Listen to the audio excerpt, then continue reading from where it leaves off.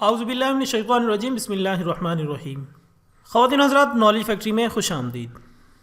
ناظرین اکرام، قرآن پاک کی سورت سجدہ میں اللہ تعالیٰ ارشاد فرماتا ہے، آپ فرما دیجئے کہ تم کو موت کا فرشتہ موت دیتا ہے جو تم پر مقرر ہے، یہاں تک کہ جب تم میں سے کسی کی وفات کا وقت قریب آ جاتا ہے تو ہمارے فرشتے اس کو موت دیتے ہیں اور وہ کوتاہی نہیں کرتے۔ حضرت عائشہ رضی اللہ تعالی عنہا سے روایت ہے کہ رسول اللہ صلی اللہ علیہ وآلہ وسلم نے فرمایا، ملائکہ کو نور سے پیدا کیا گیا اور انہی ملائکہ میں سے اللہ کے ایک مقرب فرشتے حضرت اسرائیل علیہ السلام ہیں، جنہیں ملک الموت بھی کہا جاتا ہے۔ ایک اور روایت کے مطابق دنیا کا نظام 4 فرشتوں کے سپرد ہے، جن میں حضرت جبرائیل علیہ السلام کے سپرد لشکروں اور ہواؤں کا کام ہے، حضرت میکائیل علیہ السلام کے سپرد بارش اور نباتات کا کام ہے، اسی طرح حضرت اسرائیل علیہ السلام روح کے قبض کرنے کے کام پر مامور ہیں، اور حضرت اسرافیل علیہ السلام ان سب کو امر الہی پہنچاتے ہیں۔ ناظرین اکرام، ممکن ہے آپ سب کے ذہن میں بھی یہ سوال کبھی آیا ہو کہ آخر اسرائیل علیہ السلام ہی سب کی روح کیوں قبض کرتے ہیں اور کیسے کرتے ہیں؟ اس ٹاپک پر تفصیل سے بات کرتے ہیں، لیکن اس سے پہلے میں نئے آنے والے تمام ساتھیوں سے گزارش کرتا ہوں کہ چینل کو سبسکرائب کر کے بیل آئیکن کو دبا دیں، یوں آپ کو ہماری ہر نئی ویڈیو کا نوٹیفیکیشن ملتا رہے گا۔ ناظرین اکرام، حضرت ابو ہریرہ رضی اللہ تعالیٰ عنہ سے روایت ہے کہ جب اللہ تعالیٰ نے آدم علیہ السلام کو پیدا کرنے کا ارادہ فرمایا تو حضرت جبرائیل علیہ السلام کو زمین سے کچھ مٹی لانے کو کہا گیا۔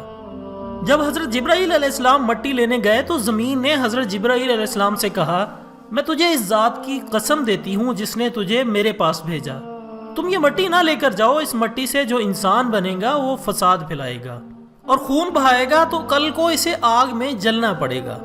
یہ سن کر حضرت جبرائیل علیہ السلام اللہ کی بارگاہ میں پہنچا تو اللہ نے دریافت کیا کہ مٹی کیوں نہیں لائے؟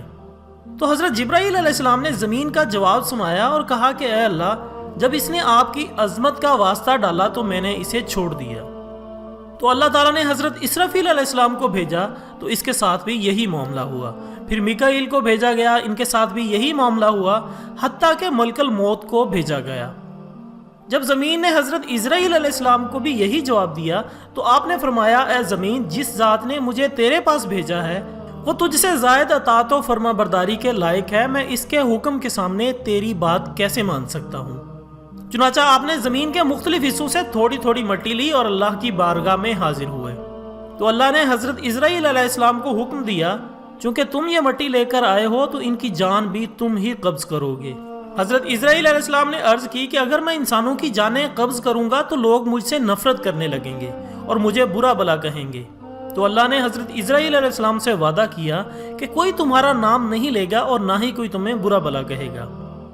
خواتین و حضرات، آج آپ دیکھ لیں، جب بھی کسی کو موت آتی ہے تو کبھی کسی نے یہ نہیں کہا کہ جناب اسرائیل علیہ السلام رات کے 2 بجے آئے اور اس کی جان لے گئے، بلکہ ہر موت پر یہی سننے کو آتا ہے کہ فلاں کی ہارٹ اٹیک سے موت ہو گئی، یا کسی کی ایکسیڈنٹ سے موت ہو گئی، یا کسی اور بیماری کی وجہ سے، لیکن ملک الموت کا نام کوئی نہیں لیتا۔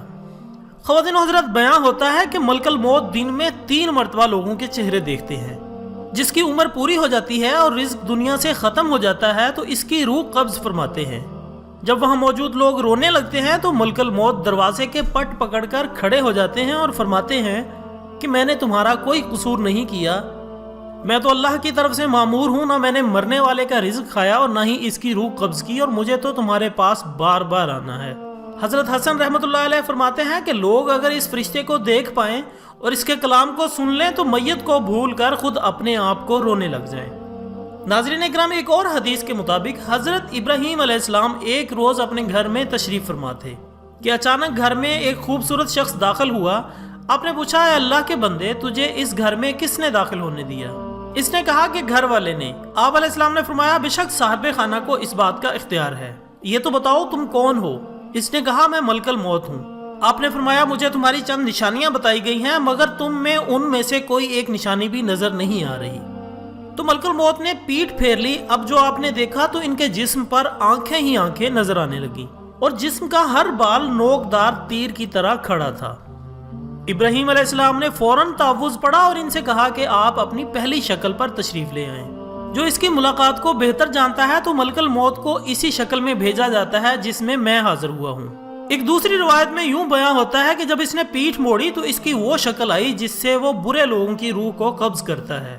ابن مسعود اور ابن عباس رضی اللہ تعالیٰ عنہ کی روایت میں یوں ہے کہ حضرت ابراہیم علیہ السلام نے سوال کیا کہ اے ملک الموت، آپ مجھے وہ صورت دکھائیں جس میں آپ کفار کی روحوں کو قبض کرتے ہیں۔ تو ملک الموت نے کہا کہ یہ آپ کی طاقت سے باہر ہے۔ تو ملک الموت نے وہ صورت دکھانی شروع کی اور فرمایا کہ آپ اپنا منہ موڑ لیجئے۔ اب جو دیکھا تو ایک سیاہ شخص ہے، سر میں آگ کے شعلے نکل رہے ہیں، اس کے جسم سے بال کے بجائے منہ سے آگ نکل رہی ہے۔ یہ حال دیکھ کر آپ پر غشی طاری ہو گئی۔ اس کے بعد آپ نے ملک الموت کو دیکھا تو وہ اپنی شکل میں موجود تھے۔ آپ نے ملک الموت سے کہا کہ اگر کفار کو محض تمہاری شکل ہی دیکھنے کی تکلیف برداشت کرنی پڑے تو یہ ان کے لیے بہت بڑی تکلیف ہے۔ اب ذرا یہ بتائیں کہ مومن کی روح کس طرح قبض کرتے ہیں؟ ملک الموت نے کہا کہ ذرا منہ پھیر لیجئے۔ آپ علیہ السلام نے منہ پھیر کر جو دیکھا تو آپ کے سامنے ایک حسین نوجوان کھڑا تھا جس کا جسم مہک رہا تھا اور اس کے کپڑے سفید تھے۔